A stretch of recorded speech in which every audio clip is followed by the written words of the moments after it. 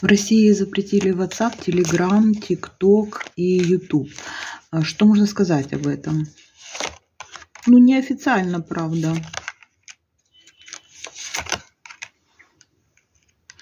А знаете, им в этом помогли. Им в этом помогли друзья со стороны, у которых в управлении находится, ну, скажем, этот интернет. Я не буду называть, кто из друзей, но по просьбе. А почему? А для того, чтобы люди не понимали, что происходит, чтобы не видели событий, чтобы не видели. Сегодня полетели фламинго на Московию, на другие районы вот, России. Так что смотрите, наблюдайте, кто что может, пишите. Пишите, что вы об этом всем думаете.